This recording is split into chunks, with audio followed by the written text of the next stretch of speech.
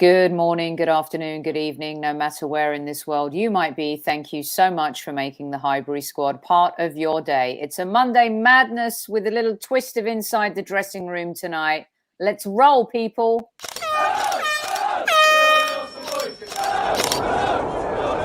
Mind the gap between the train and the platform. Please stand clear of the discussion doors. The next stop is Highbury Squad.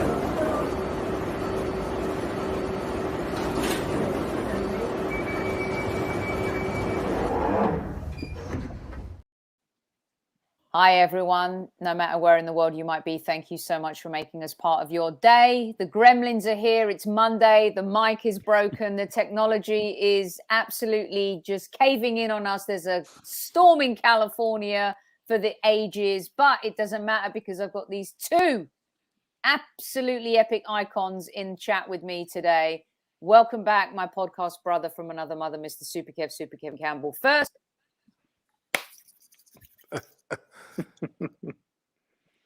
ease, squaddies. Hey, and it's snow in London.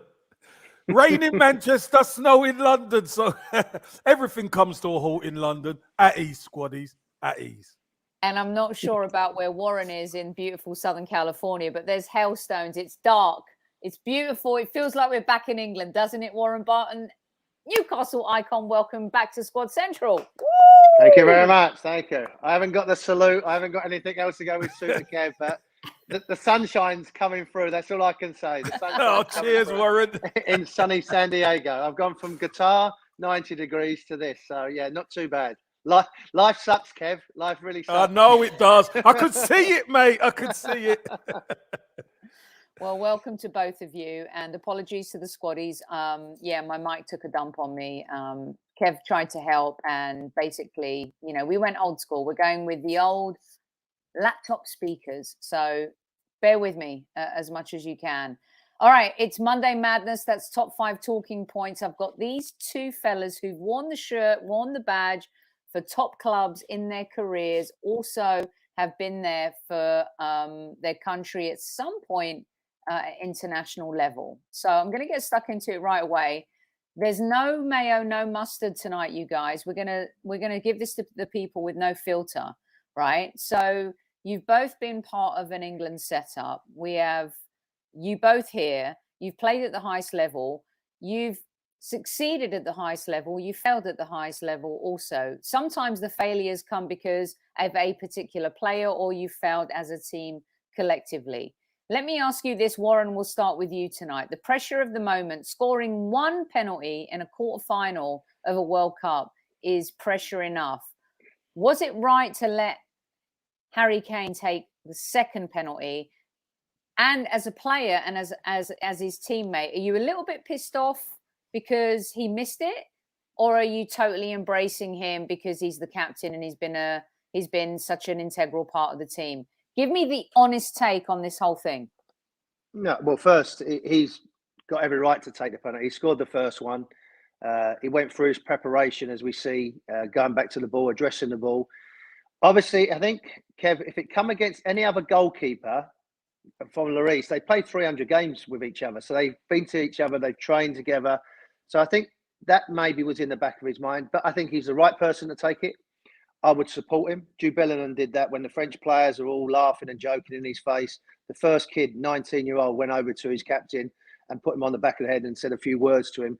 So I would back him. I was lucky enough to play with Alan Shearer, England captain. He'd miss penalties, but more than likely he would score them.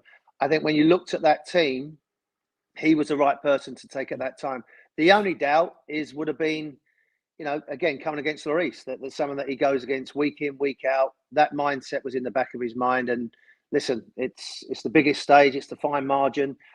But I don't think we should take over just that miss. We had other chances to kill the game off. I thought we played well for long periods of that game. But when you don't put a team like France away, and I love Drew, I really do. I think if anyone can score a winning goal against us, I was quite happy for him because I think he's been a model professional. He seems a nice fella. I don't know him, Kev. You might know him better than me.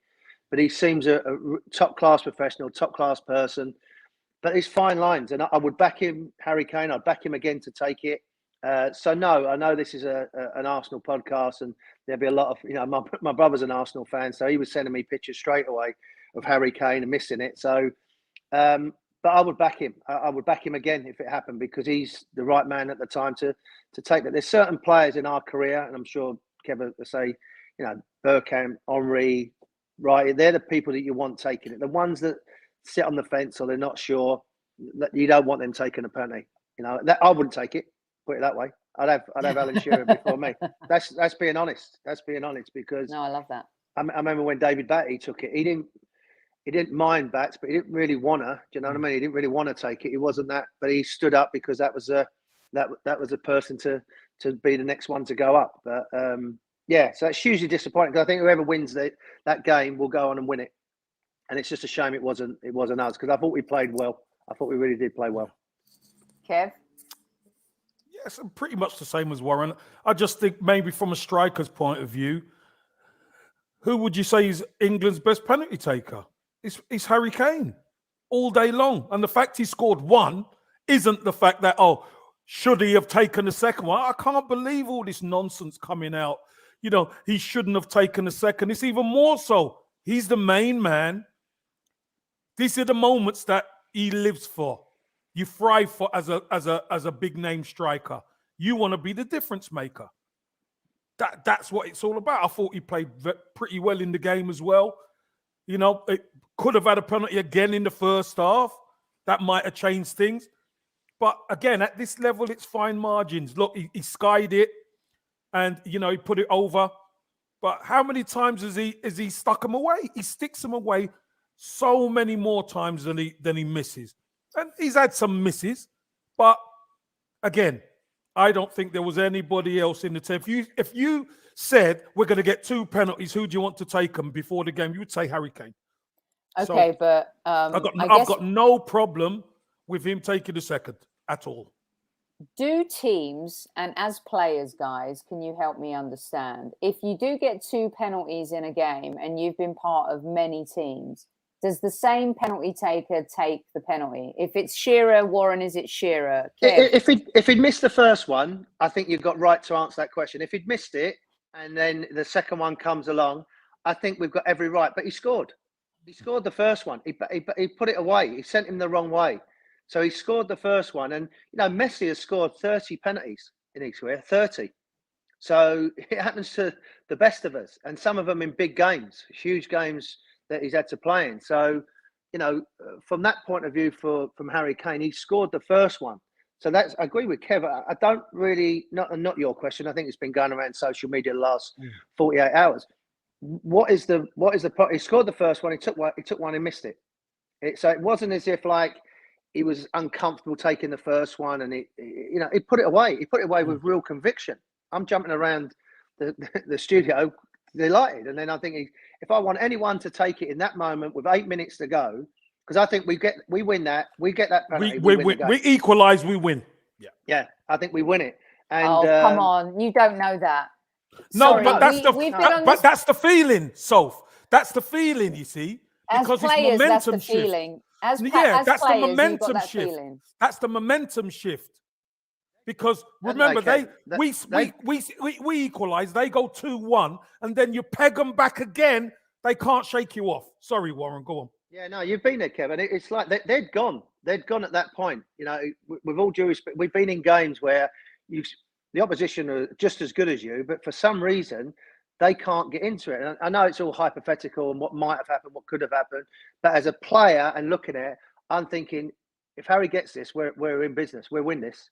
We'll win this with the players coming on. I know you can't say it, and it's now we're out. We're sitting there in France and probably go back to back and win it. But I just had that feeling of 500 games experience, call it what it is. I just felt we had them. They'd gone. Okay, so I always find this narrative interesting. I said the same thing with regards to Brazil. They can have all of the stars on the shirts they like. In the last few World Cups, they've failed miserably. Mentally, they've not been able to stand up the way they have in previous tournaments. You've got smaller nations like Croatia. Of course, Morocco are the Leicester City and the Cinderella of this World Cup. There always is one that will shine for a little bit. They've gone a little bit further than most. But isn't it time that we stop mollycoddling and enabling this England team, you guys? And I wanted to ask you from the professional point of view as players, because the Premier League is definitely the most exciting league in the world. It attracts the best players. And weirdly, I think that most people, even though it isn't the case because we've got so many wonderful international players who come to play in England, who make the league the beautiful thing that it is, I think that people expect England to excel. You know, Harry Kane plays with Son, you know, great partnership, you know, lauded, even though they haven't won anything. Saka, the shining star for Arsenal. Grealish, the £100 million signing from Manchester City. Foden, the next great thing, could win a Ballon d'Or. He's like Messi. You know, I feel like this overhyped, overlauded aspect of England because of the Premier League just gets people carried away a little bit. And Warren, maybe once again, we're seeing that England maybe just really aren't that good enough. And mentally in big competitions, they still have a level of impotence that they have to work on. No, I think you're right. I think your last statement about the mental hurdle that they have to get over, you know, Croatia in the semi-final, when we got out-coached, you know, the wing-backs was pushing on. We didn't adjust. The only thing I would say with Gareth, and I'm a big fan of Gareth Southgate's, I think he needs someone next to him who's can think outside the box tactically. You know, he's got Stevie Holland. I did my pro license with Stevie. Very loyal, very good coach. But, you know, Kev, when you think back in your career with your, I mean, like obviously Wenger's, but there's always been another coach next to him that's given the head coach, different scenarios and different ideas. I think that's where Gareth is. There's anything cross against him. And I think we've all fell in love with Gareth with the waistcoat. And when we played Italy, we get the dream start and then we just froze for whatever reason. And he's the coach and he should try and address that. If I was him, I would scour the world to get someone that I could trust and have ideas about man management in a game. Because I think that's his thing that he misses as a top level coach. I think when we look at Mourinho in the past, he's always man managed games as the game's going on. Pep Guardiola does it, etc., etc. So I think that would be the only thing that I would question with Gareth about in-game man management.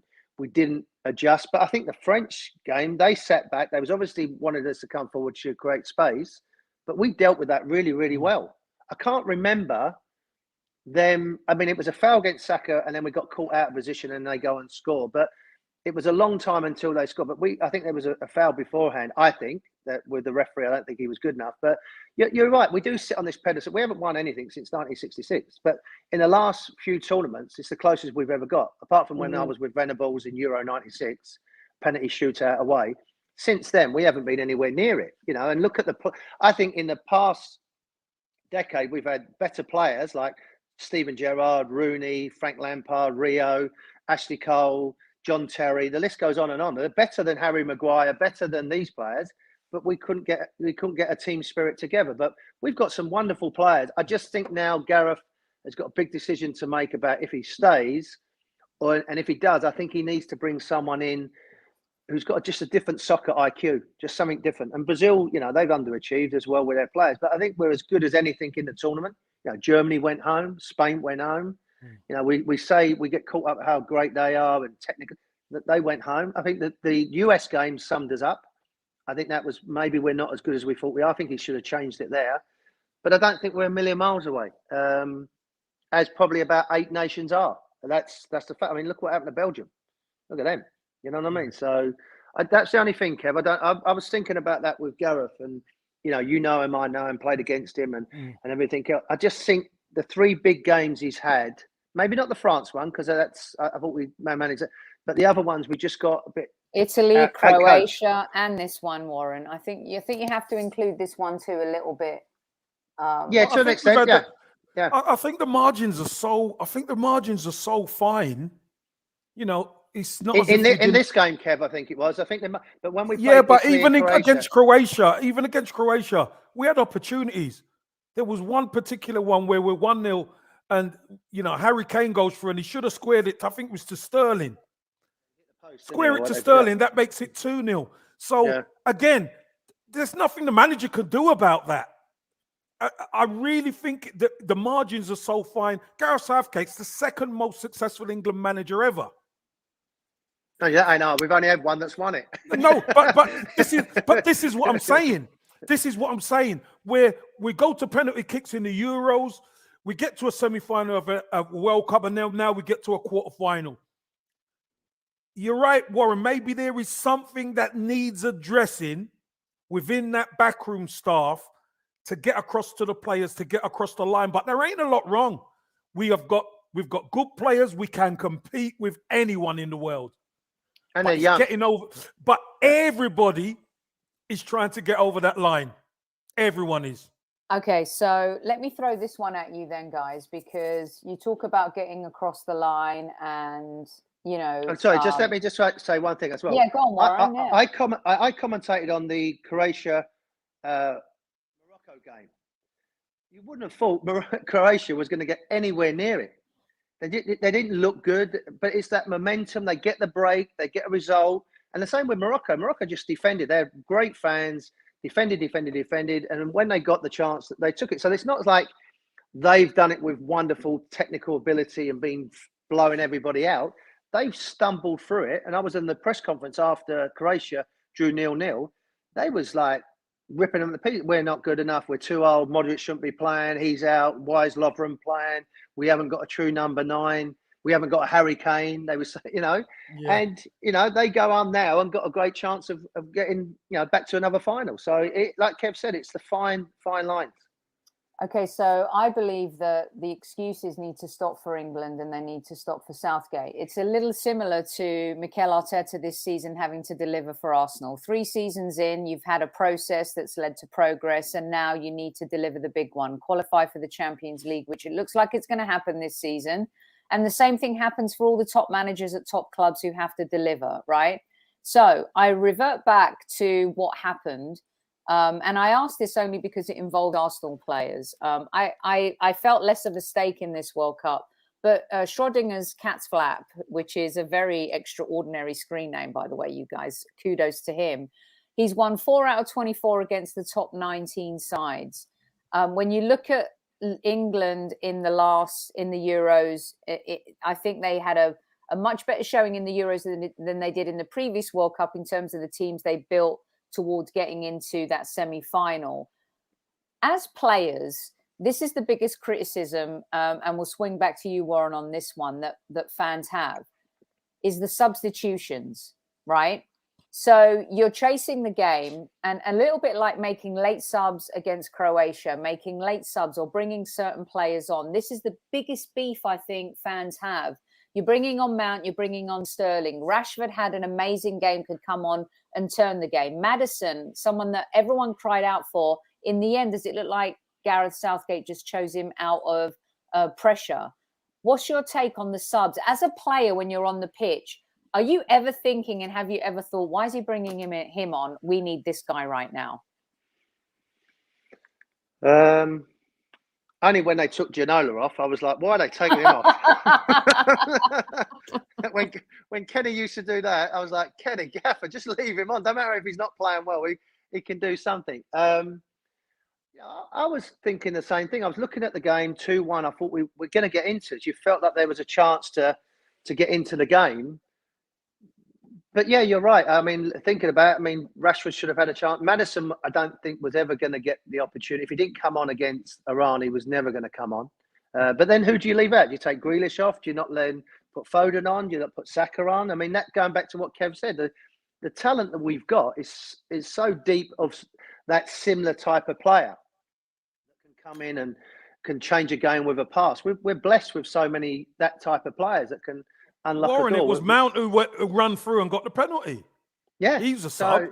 Yeah, so we can't have it both ways. We missed the penalty, fair enough, but you expect the subs to have an impact at some stage, and that was the impact. We got a penalty, but we fluffed the lines. That's football for you.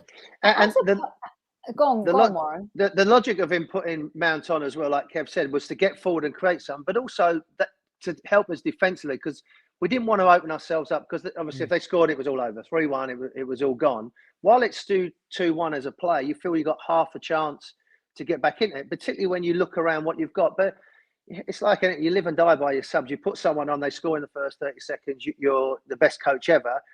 But you're right. When you look at Rashford, could you have put him on 10 minutes earlier? If you've got Foden that was sort of drifting out of the game, can you maybe get someone on a little bit earlier? So, of course, and I'm sure I coach on an academy level, not nowhere near that. But sometimes after a game, I think, oh, maybe I should have put this kid on a bit earlier. Or you question yourself. And that's where Gareth has to sit down and analyse everything that he's done. Because did he make the subs at the right time? Did he, Brazil put everybody on the field and everybody got a touch of the ball, but they went home. So, what do you do? Like Kev said, you're stuck between a rock and a hard place because you do this, you end up falling on your face. Oh, well, why'd you make so many subs? We would have kept, if we kept it as it was, we was going to score. So probably that's why we sit here and do podcasts, is to let Gareth get on with it.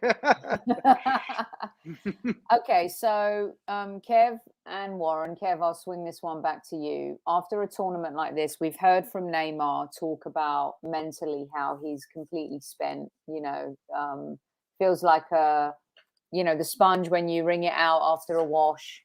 We heard our very own Tommy Yasu talk about how he needs a mental break from football. Good news is he's already joined the Arsenal team in Dubai ahead of the game against AC Milan. And of course, we're heading back home to play Juventus. But I wanted to get this take from both of you because Kev, you've been involved watching from the 89 phase to being part of a championship winning squad and a European winning squad. And Warren, who's been on the precipice of winning the big one twice at that level, and then it just not coming home for certain reasons. Mentally, how are these players coming back? Everyone just expects them to be robots and slot in and move on, when clearly a lot of this stuff takes its toll. What's your take, Kev, on... They better. I know you have no forgiveness on this front. Sophie, look, you go off to the World Cup and, listen, there's only one team who's going to win it. There's only one. So there's going to be a lot of disappointed players when you go home. We get that. But there's still a lot of work to be done. There's a title to go for. There's a lot of football to be played. There's no time for sulking. We're 5 points clear at the top. So, the key to it is you get back in with the lads, you get your right head on, and you get moving forward with the squad. Because you know what? You may never, ever get this opportunity again. May never. So, again, dust yourself down. Here we are. Each fan of every single club expect their players to come back and start performing like they did beforehand. There's no excuses, Soph. There's no excuses. People don't care. You're out the World Cup, get back to Arsenal business or get back to Newcastle business or whichever club you're at, get back to business. This is what it's about. And unfortunately, Sophie, usually that's why the World Cup's in the summer, where people can then go off on the holiday and switch their brain off. Mm-hmm. But unfortunately, we can't afford to do that now. Yeah. Warren, what's your take? I mean, it's a tough one because we saw our Saka suffer after the Euros greatly and in a way that nobody wants to see any player ever suffer at the hands of racial abuse for missing a penalty. We see Harry Kane miss a penalty. Does feel a little bit like he's being held to a different standard, if I may say so myself. That's just my personal humble opinion. But at the same time, mentally, these players going back in a time where the final act of the season, Warren, like your boys, Newcastle, you're less affected maybe by the World Cup, but this is definitely going to be something that a Mikel Arteta has to kind of handle. I think Saka comes back from this thinking, wow, this is nothing compared to losing in the Euros and being racially abused for missing a penalty. Would you agree with the differences maybe of this tournament versus last for especially our players? Yeah, just want to go back as well when Kev said about Arteta. I remember doing I think it was before Leeds game at home, and Kev was the one to say, stick with Arteta, keep going. And I remember the other guys, no, get him out, he's this, he's that. So kudos to you, Kev, because there was a lot of people that was ready to jump on top of him and get him out. That just come to my head when we was talking about that. And Kev's answer is exactly the sort of answer I would say. But our generation, Kev, was told to get on with it. There was no point of sulking, because if you didn't do it, someone else is going to come in. The problem you have now, and I've got 3 young boys, it's a different mind game now. The social media comes into it, like you said, with players getting abused. There's no way of just dusting yourself down now with young players unless they have that support in their club, unless they have that time. And I would say exactly the same thing that Kev just said there, is that, Saka, the biggest thing now, get back to Newcastle, get back to Arsenal. This is the most important thing. We don't care. It's hard because we do care, and that's the world we live in now. And, it'd be lovely if we could all be like robots, like you said, and work our way around it. But young players and modern day players are a little bit different to what me and Kev are, because he couldn't do the things that maybe George Graham used to do or Fergie used to do. They couldn't do it now. Or joke when I was at Wimbledon, you couldn't get away with that now. I'm not saying it was right, but that was the era that we lived in. Now the players have got to come back. Now, whether that's having a bit of time. How does Sterling feel that he's representing his country and people are breaking into his house and burgling in his house? And what is going on with the he's representing his country? He's trying to win a World Cup and people have done that. He's had to deal with that, making sure everyone's okay. Can you imagine how the other players felt? Like, oh, if they're going to do it to him, my house should be the next one. Getting on the phone to the family, making sure we've got people at high. So they're not only having to deal with a World Cup, they're having to deal with people breaking into their houses and maybe beating their wife up or beating their kids up. So they have to deal with that. So it is a fine line of, I know I've deviated a little bit, but this is all the things that modern day players have to deal with. And they need the support, but they've got enough time now. If you need that extra day, be prepared. Like I said, Newcastle have only got 6 players, I believe, that have been away, and most of them really didn't play a lot. So it's an honour to represent your country, and it's an honour to be in a World Cup. So the transition shouldn't take too long. But the mental disappointment is like, okay, sometimes when you're young, you sort of, oh, it come next year. Maybe when you're older, you weigh a little bit more on it. But, you've got to remember they need a bit of support. They need some guidance. And if they need an extra day off, a little bit of time. But they're still paid a lot of money to play for their club. And like Kev said, there's a lot of points to be played for. And if they end up picking up a Premier League title, Saka at the age of 21, that could take away the pain of what he's just gone through of losing against France. So, and that's part of maturing and going forward and going along. So, for us to stay here, which we do, Kev, me and you, get on with it. We'll support you. Be tougher. There's a lot more than maybe, because we was like that. Me and Kev was like that. That's but Warren, my point is this: Mikel Arteta has got the squad together for this squad for a reason. The team spirit, etc. That's why they're in Dubai. That's why the players can come straight from the World Cup into the camp. And I believe some of the players are in the camp and getting time off. You know what I mean? They're actually... You've just said 2 words integrating. There. Yeah. They're in Dubai, right? It's not a bad place, is it? They're not stuck in... Exactly. Warm weather training, they're close... They're close by. I don't feel sorry for them now. Get on with it. Suck it up. And fucking go and win something, will you? But Warren, my point is this: Mikel Arteta, he's got the players there, and some of the players come back sparingly, and players are getting time off within the camp just to reintegrate themselves back in with the squad. I think that's important that they're not all the way back in England. They're right close. They could just hop into the squad. With the management team, go into the spa, and exactly. Go nice to the meal. souk. You could go shopping. You could do a little bit, kind of. Look, and I know, Warren. I know it's not the end of the season because that's when you really could decompress. But it's the first time a World Cup's been mid-season. So how the players actually are going to, how they're going to actually react. So I think is a difficult one to judge. But the key is. The squad's there. There's a really tight-knit group in the squad. So you just want them to reintegrate themselves as best they can. And then the rest is up to the manager. Because at the end of the day, Warren makes a good point. There's a lot to deal with. And if people are not in the right frame of mind, we have a squad where we can mix and match. So I was going to ask you both. If you're not right, you don't play. Right. So I think when Warren was called to England, Alan was in the squad as well. And maybe I can't remember if Rob Lee was, or you can tell me, Warren. And when Kev was called into the squad, of course, he had Merce, Winterburn, Rocky, and Seaman. And then you kind of find yourself going back to your team with your boys that, you know, are your brothers in arms. Can you talk me through that a little bit? You just touched on it, Kev, and both of you, in terms of, you know, you go back, you get stuck right back in. But what does it feel like when you go back? Does it feel like I'm home, Warren? Does it feel like, okay, I can just refocus now and get stuck in and focus on my club? I'd love to know, because Saka in particular and Martinelli as young players, I'm really curious as to how they're thinking right now, going back, maybe thinking we could have won the World Cup, we're not. So where do you think they're at, and how does it feel to go back home to your team?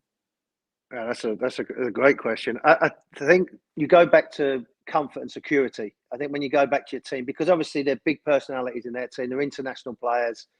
And yeah, when we was away with Alan, Peter Beardsley was with us, Steve Howie. So there was about 5 of us in the car on the way home after an international. You might stop off and get some drinks and have a chat, because when you go into international football, you're sort of there in I wouldn't say in a goldfish. It's like you're there to bubble, impress. aren't Yeah, you're you're in there the to bubble. Yeah, so you ain't going anywhere. You're not deviating. You're with players who you don't really know and their personalities, and you've got to get to know them pretty quickly. So I wouldn't say you have your guard up, but you're sort of conscious of what you're there to do.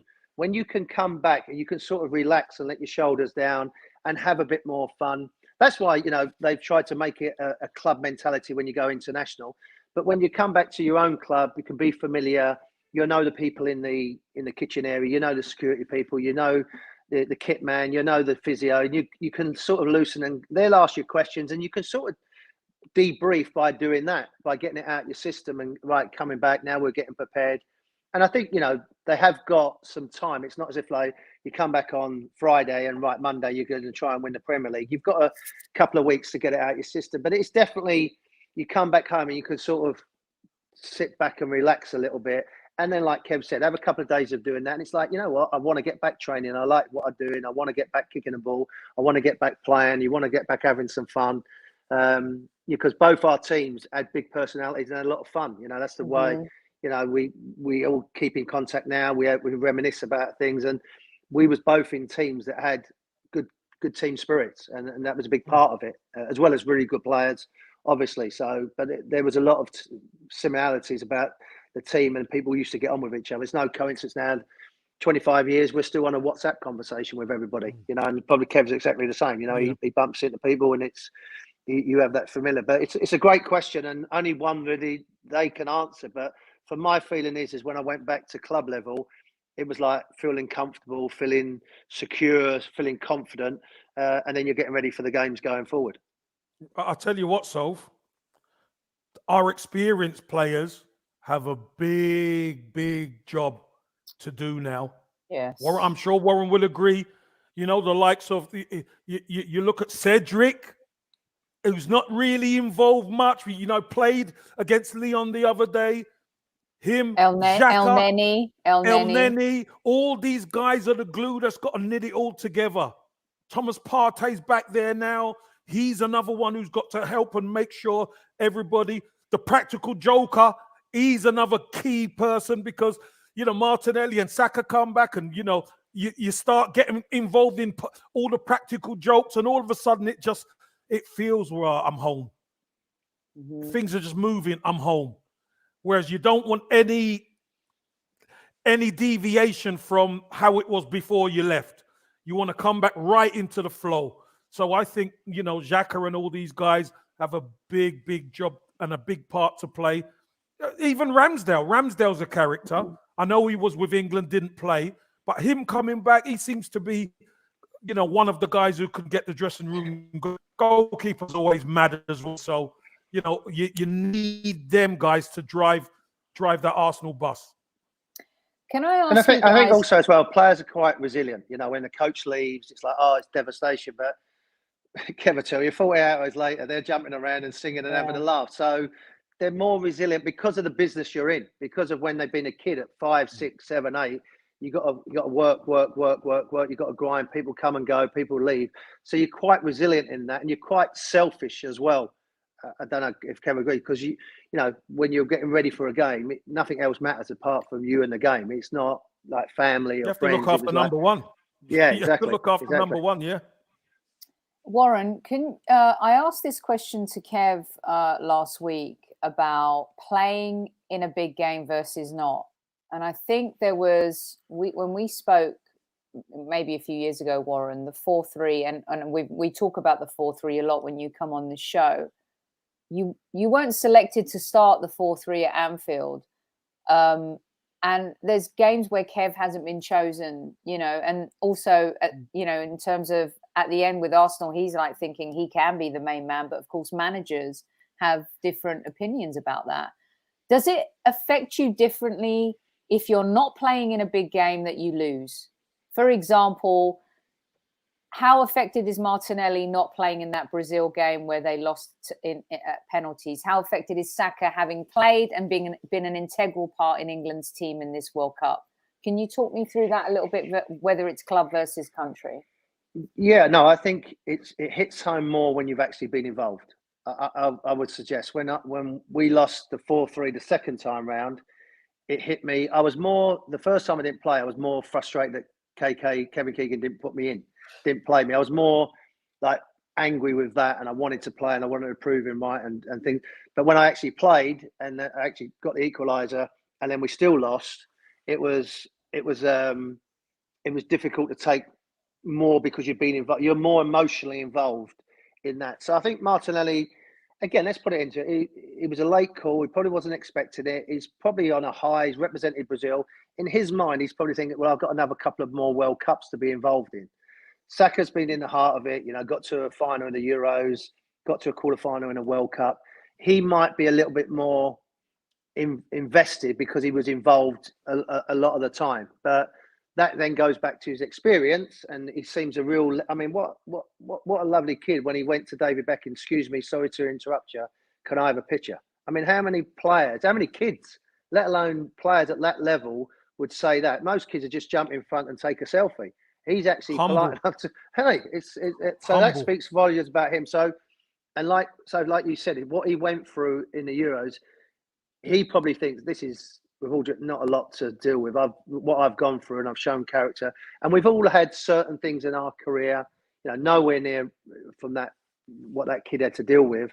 But being told you're not good enough, you're too small, you're not going to play. You've had knockbacks in your time, and that makes you stronger, makes you more resilient to that. And you know, great credit to him, because I'm sure he'd be an even better player.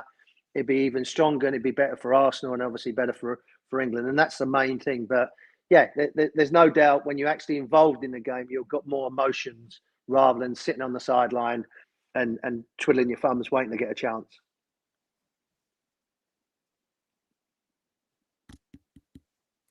Let's swing back to club football here a little bit as well. And by the way, we're all very proud of Saka. I don't think it's a bold prediction. I think Saka will be captain of England for the 2026 World Cup. And I think he's three years away. No, Jude Bellingham will be the captain. You think? All right, we're taking a bet, Mr. Warren Barton. $10. I don't bet a lot. $10. That's about £8, Kev. I've got 3 kids. I've got 3 kids and a wife. $20. Come on, $20 bucks. No. My wife told me to start saving. We might be retiring soon, so we've got to save every penny. Okay, all right, awesome. What do you think of him, Jude Bellingham? Can I ask you a question, Kev, with Jude Bellingham? I love it when you guys ask go on. questions. How good is he, and how high is his ceiling? Wait, can I jump in, Kev? Can I tell Warren what you said on our show a week ago when I asked you if you would take Rice or Bellingham, Warren, and Kev said he'd take Rice all day long. Go on, for Kev. Arsenal. Yep, I would. Okay. Yep, I would take, because Thomas Partey's he's not going to be there for a long time, and somebody like Rice having that holding midfield player is vital to Arsenal. With We've seen what Arsenal are like without a proper holding midfield player. And I think you can get productive players who play in Bellingham. Bellingham, listen, I'm not saying Bellingham's not a quality player. His ceiling's massive. But I'm just talking about Arsenal. I need that holding midfield player who can protect the back four, who could run a game. If you want to be the next big club, though, you go and get both of them, wouldn't you? Yes. Well, we discussed that. Warren, we actually said that, but Yes, the challenge was you had to pick one. Sophie said Bellingham. Hey, Bellingham's a fantastic player. His ceiling, Warren, is there is no ceiling to what he can. He's only 19 years old. You know, you look at Saka's 21. This kid is unbelievable. But having a holding midfield player of note is so important. And when they're not there, Arsenal suffer. That's the George Graham in you, isn't it? That's just the George Graham in you, you know? Hey, I don't know about that, but I tell you what I do know, Warren. If Arsenal would have had a holding midfield player of note for the last 10 years, it would have been quite a bit different. Okay. Warren, we actually added, we said what a window it would be to get Bellingham, Rice, Mudryk, throw them all. You want to be ambitious and win the league, Arsenal, go get them all. Get them all. Get them all. Newcastle can afford it, so we're going for the lot of them. Don't worry about that. We got money coming out of our ears. I know. So where to spend it. Oh, man.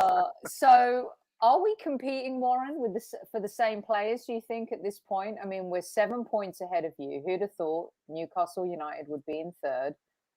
And if we're being fair to Newcastle, you haven't spent the gazillions of dollars yet that most expected you to at this point. For me, if England are looking for a new manager, Eddie Howe seems to be the guy that can, find a way to attack and also be disciplined at the back, find the right players in a formula. He's built bottom up at Bournemouth. He's building bottom up again at Newcastle. How lucky are Newcastle to have Eddie Howe? And do you compare, forget the money side of things, but do you compare a little bit of how he's come in and had an effect on Newcastle the same way Mikel has on Arsenal? It's funny because when he got the job, there was a lot of people, why are we getting him? Why? And, like Kev, it was like, well, let's see how he does with Arteta. Let's give him a bit of time. And you could sense straight away that he understood what it is to be a manager of Newcastle, because it is different.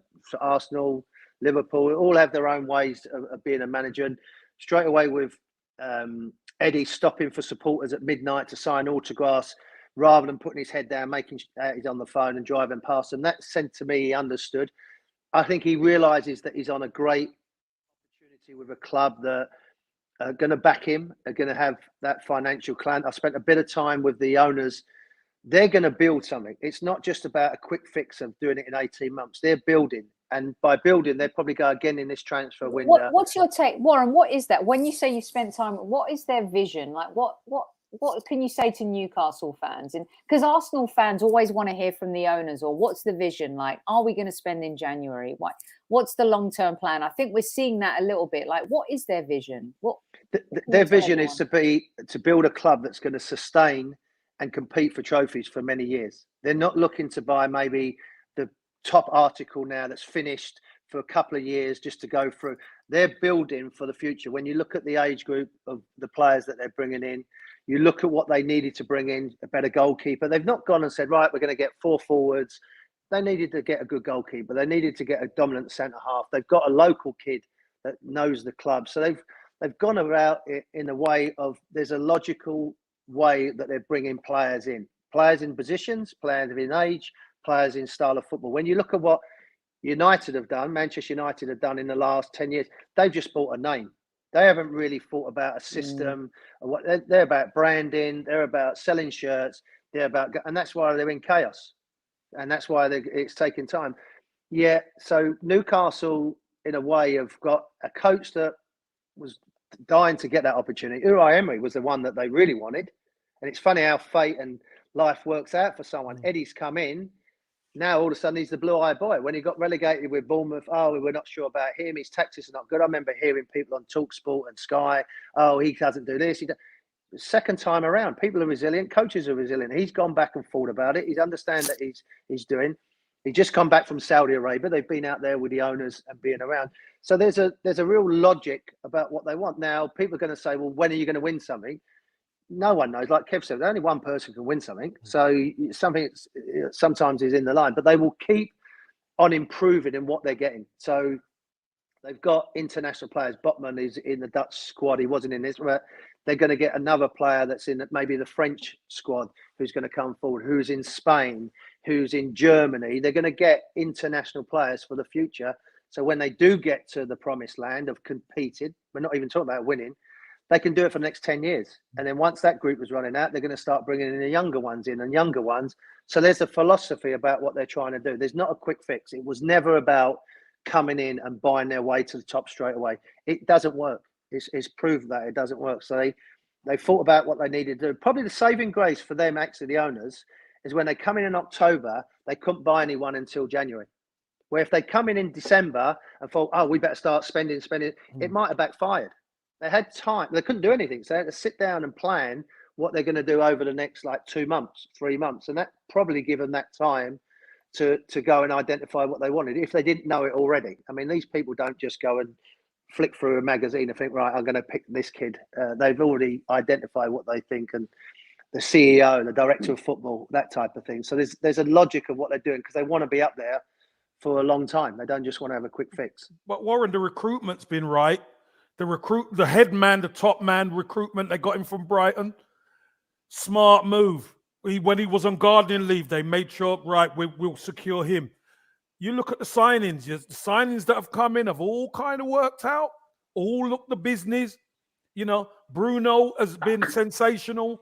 Eddie Howe has to take, the coaching job he's done. Absolutely massive. But you're right. They're not going crazy. Kev, turning Joe Ellington into a midfielder. Joe Linton, as a striker, Sophie, was awful. Awful. I mean, people were ready to sell him at Newcastle, and he was being declared as one of the biggest busts in Premier League history. Exactly. And Eddie Howe comes in and switches him into a midfield position, and has been and was one of the integral reasons why Newcastle were able to survive last season. Also, so as well, I think a sign of a good coach is to make the players he's already got better. So he did that with Almiron. Eddie came in, made sure that people got fit, made sure there was a way that he was going to play. Joe Linton was never. I used to cover the Bundesliga for Fox. He was never a number 9. He used to play in that midfield. They call it. There's always numbers now. So a number 8 position. So he wasn't really a holding midfield player. He was someone that would get forward and try. Box to box. Yeah, and even that, Kev, I wouldn't say he's a box to box. He'd come back and help out a little bit. Attacking midfielder, yeah. His first thing is to go. So he got him in the game. So it's like, coaches come in and made the players he's got better, and that's his job, isn't it? It's, that's his job. Yes, you can buy players, but all the good coaches make the players have already got better, and then add in a Haaland here and obviously a Dennis Bergkamp when he comes to Arsenal. Then you've got them players that you can build around. But the main thing is to make Lee Dixon better. When Arsenal come in, make sure Lee Dixon, Winterburn, Tony, because made sure that they looked after themselves on the field, so they produced better on the field, and they give them. I remember Dicko telling me he made my career go on another 5 years by giving me that. By doing that. So, that tells you a lot about a coach as well. It's not just about X's and O's. It's about getting the best out of the players that you've already got. So this is a question from Lynn that a few people have lobbed in, Warren, as well. And Kev and I have talked about this a lot because, Arteta was very close to winning the Europa League. He was outscored by the man he replaced. I think if he goes into a Europa League semi-final this year, he will be well-versed and would have learned from his mistakes. What do you think about Eddie Howe in terms of qualifying for Europe? And is he the guy that Newcastle were going to stick with? It's clear that the Cronkies want to stick with Arteta. Do you think they will stick with Eddie as well? Warren, and give him faith if he qualifies for a European spot, no matter which one? Yeah, I think he's earned enough trust in the last year because the jury was out. You know, whether he comes in, does he get on with the owners? Do they have the same philosophy? I mean, Eddie's an articulate young man. He understands the modern game. He understands the politics that goes on in a ballroom. I'm sure he's smart enough to understand that. So, but the main thing he's going to be judged on is his performances. And at the moment, he's been excellent. You know, to get Newcastle third in the league, where they are, the way that they're playing is more importantly. So, yeah, I think he's earned enough time now that if they do get into Europe or they do compete and challenge, that he'll have some time. Now, whether the owners in a year's time and they're not doing where they are, they're ambitious. And that's the nature of the business. If it's not doing well, but I do believe he'll have a couple of breathing spaces to get through it. But I said it at the beginning of the season. Now, the honeymoon's over. The honeymoon was over. He kept them up. They did great. They was 11th, far more higher than anybody thought. But they didn't win that many games. If he lost the first couple of games, he was under pressure. That's the nature of it. And these people know that, and Eddie knows that. So he knows he's having to do well. But I do believe, like Arteta now, if he has a wobble of 5-8 games, they're not going to start panicking and sack him straight away. But if he goes longer, then that's the nature. He's going to get the sack.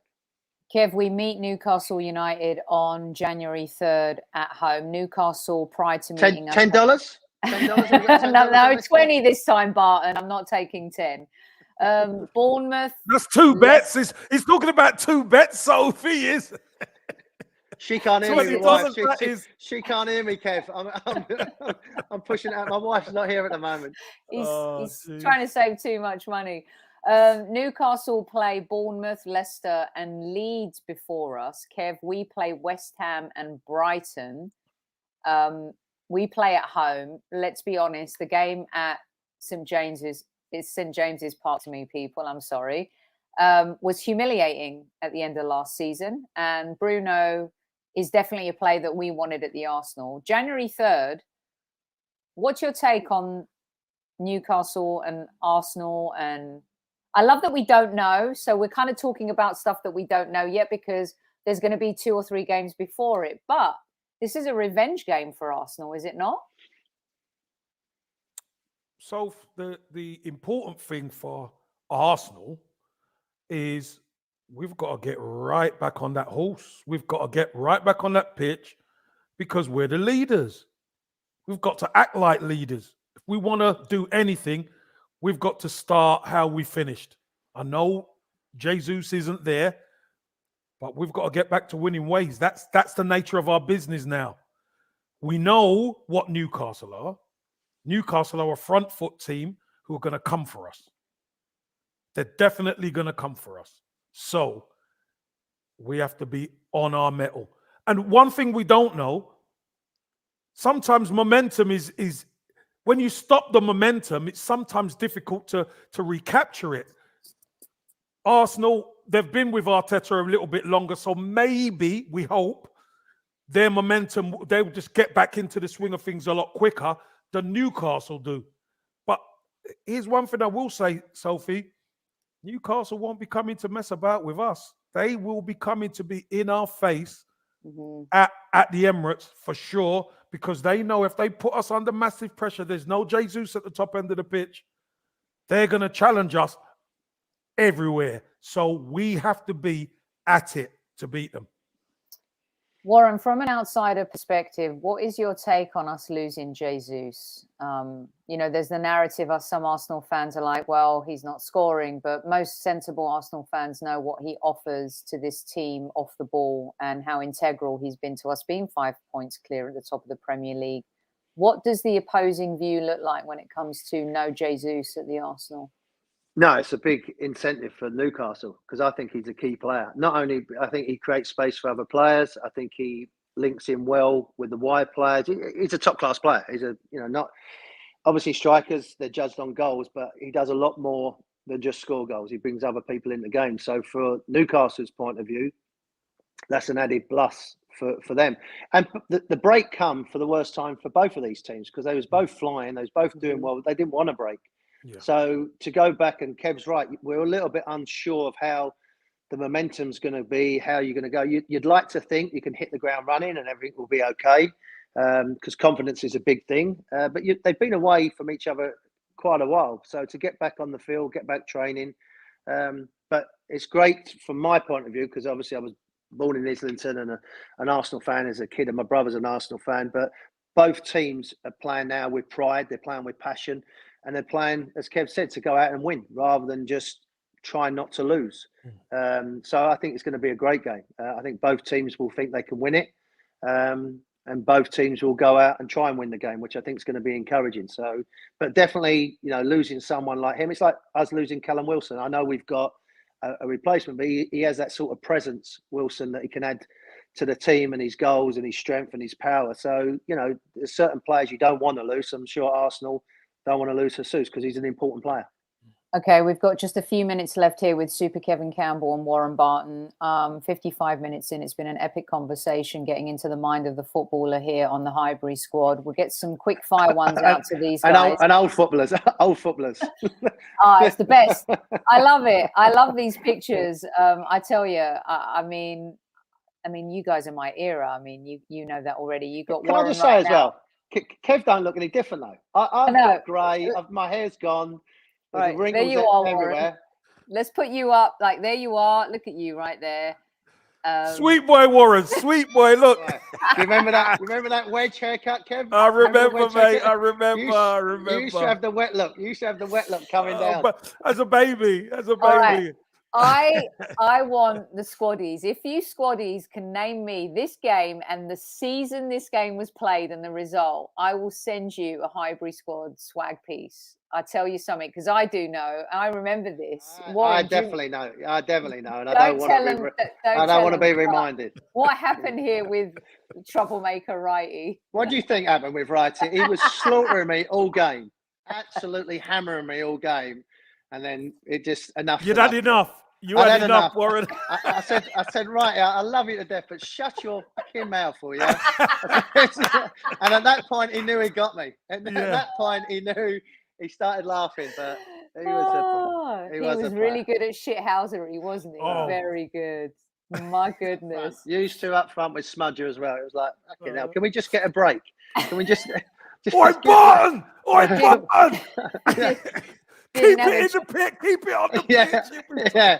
You're playing in black and white. You're playing in black and white. Stop keep giving it to us. I think this might be Lee Dixon's attempt of that hairstyle a little bit, Warren. I don't know, but the two is similar, not too dissimilar. And then here you are. What's the Wrighty following you everywhere? And you got Sol Campbell, Paul Ince. What's happening here? This is for England. Ince's holding court there. Ince's telling everybody what to do and not what to do. And I was just thinking, he was great to me. When I first went with England, he was at Inter Milan at the time. And he pulled me over because I was sitting there by myself. Well, come and sit with us. And Wrighty was there. And Paul would ask us about the crazy game. Was it? Did you really do that? Was you really getting into this? I can't believe you would do this. And also he was born in East London where I was, and we played against district teams as well. So good times, good picture. Yeah. Do you remember, Kev? Every kit you used to wear was the same size, wasn't it? Yeah, it was. Extra large. every kit would come down to there. There was no tightness or loose. It was all the same size. Warren, it was tight on me, mate. Warren, is that why they were trying to fit into this one? These two. I didn't realise Wrighty's got a little pinhead, hasn't he? He's got a little pinhead. I'm telling you, mate. I'm telling you. Wait, not now. He's not Kev. No, I know. I know, mate. I know. He's all right. So good. Brilliant stuff. Great memories and stuff. Oh, I love it. Okay, let me get a couple more questions in for you guys and then we're out. So there's a lot of questions about January transfer market to both of you. So in a nutshell, real quick, 30 seconds. Warren, are Newcastle investing in January? I think they get 2 players in January. And it might be a younger one for the future and then one maybe to be a squad player or a first team player. So yes, 2. Kev, Musa, who, by the way, Warren and I have been following a lot here in the US with the US men's national team, an oldie, youngie, but an oldie who left and went to Spain. Mm-hmm. We're interested, supposedly, you got Tielemans. Who are you going for? The proven Premier League player or bringing back? Tielemans. Where we are, we need proven. Where we are, we need proven. Musa could be a good signing further forward, maybe summer, but Tielemans right now. Get them both. Go and get both of them. Says the Arsenal fan. I love it. Okay, real quick, because we've been talking about internationals. How do international partnerships influence the team you sign and play for? Is everyone in Saka's ear saying, hey, come to City, you'll win Premier Leagues? Is everyone in Kane's ear saying, go to Bayern Munich, you'll win stuff there? What's happening, guys? Well, I did have Barry Venison talk to me when he was at Newcastle, I was at Wimbledon, and I was linked. And he just said to me, you know, if you join them, Kevin's doing a great thing. It's going to be, because I'd actually spoken to David Dean at Arsenal, and they was waiting to get a new manager. So I'd already spoken to them. So it was either Arsenal or Newcastle. And Venison said to me, come and join us. It'd be great up there. And I was actually taking Barry Venison's spot on the team. He was leaving. And Venison said to me, yeah, so it does happen. There's no doubt it happens. Kev, do they really create genuine friendships on international duty? That's the fly on the wall stuff that fans want to know. Yeah, I think you definitely do, because you tend to you connect with people sometimes who you probably think you don't have much in common with, but when you're actually there, you find out they're actually a good guy, and you connect and you get along, and there are genuine friendships. I did that with Andy Cole. We were sitting there having breakfast. There's only us two in there, and I thought, Andy's never going to talk to me. Started speaking to Andy, and he was fantastic. And then since then, we always like, hello, how you doing? And he was brilliant. Yeah. Alan Shearer, on the other hand, I'm sitting there having breakfast on my own. Fucking sat on another table with his back to me, had his breakfast and walked out. Wouldn't talk to you. Had his breakfast and walked out. That snob. What a snob. Then I ended up playing for 7 years with him at Newcastle. But you're with England now, Warren. I don't want to know you. Yeah, exactly. Yeah. Get your coat, Barton. You've only got 6 caps. Oh no. Oh, I love it. Okay, another fun one before I get you guys out on a serious question. Warren, do you miss playing for Maidstone United on a cold December night? That's from Mark, who's one of our OGs. To be honest with you, Mark, no. the pitch was like that. People were screaming at us, but yeah, it was where it all started, so it was fun. But no, I don't. That's why I never went back. Once I finished, I wasn't going back in a non-league game. Fuck that.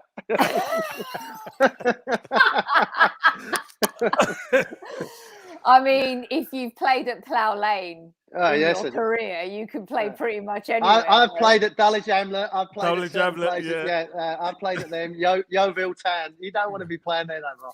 No. And you guys are heading to you're actually at home to Bournemouth in the Cup. We've got to go to Oxford United. That's not a pleasant trip either, let's be honest. I mean, Oxford's a lovely city, but it's one of those FA Cup away games. Right, I'm going to get you guys out on this. I'm giving you the keys to the kingdom. You guys are the owners of the club or the head honcho at the FA. There's 3 managers involved here.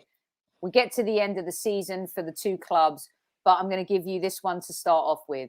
Gareth Southgate, does he keep his England job? If you are both in charge, Super Kev, I start with you first. Do you keep Gareth Southgate as England manager, yes or no? Yes.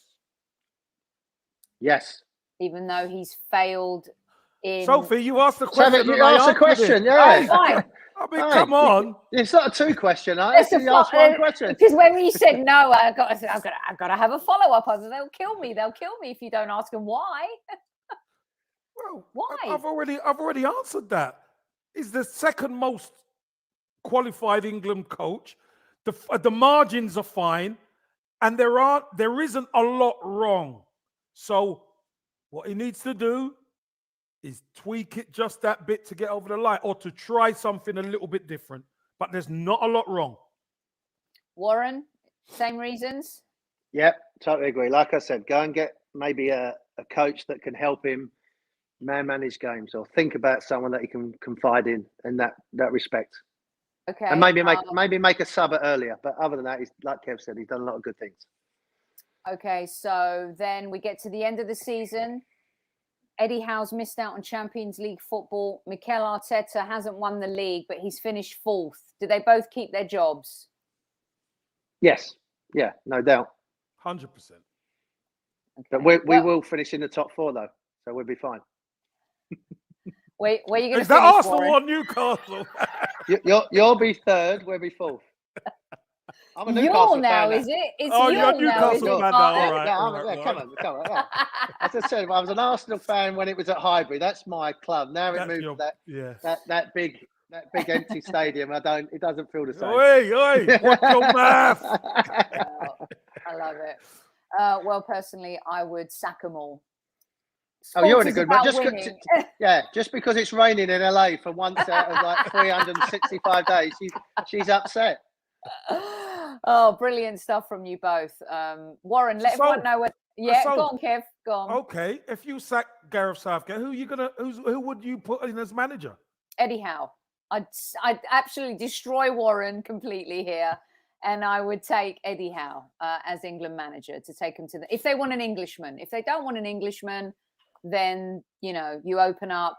I don't understand the Pochettino stuff. I mean, he's not won anything. Like, what is that about? Tuchel, you're gonna have a German managing Eddie England? Howe hasn't won anything either. So no, but he's an Englishman who's going places. You're going to put your money in that. Remember who was it who recently said in their book it annoyed them when they were at the World Cup and Fabio Capello and his staff were watching Italy play cheering. What England player recently just wrote about that and said that out loud, that it actually annoyed the England players when they were hearing Capello and the Italian coaching staff? It's probably Rooney. Rooney's on a mission at the moment, Rooney, isn't he? there you go. Rooney's having a go at everyone at the moment. So. Taking no prisoners, is he, Warren? Have a word with your mate, Kev. Have a word with Wayne. Leave him. It's brilliant. He's just knocking people out left, right, and centre. Brilliant stuff. Look, you can follow Warren at Warren Barton 2. I got that right?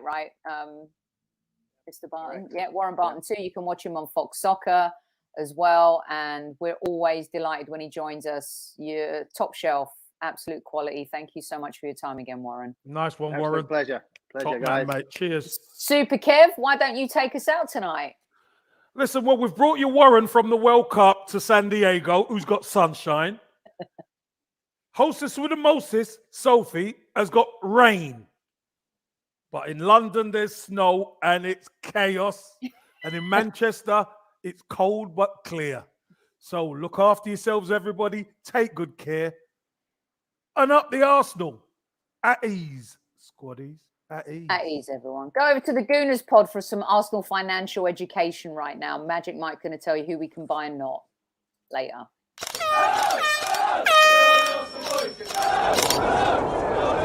Mind the gap between the train and the platform. Please stand clear of the discussion doors. The next stop is Highbury Squad.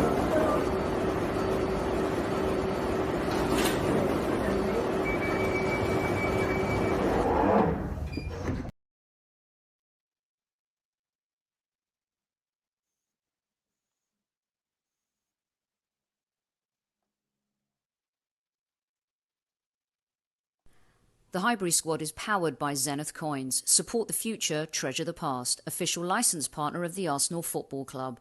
Follow at ZENITH Coins across all social platforms.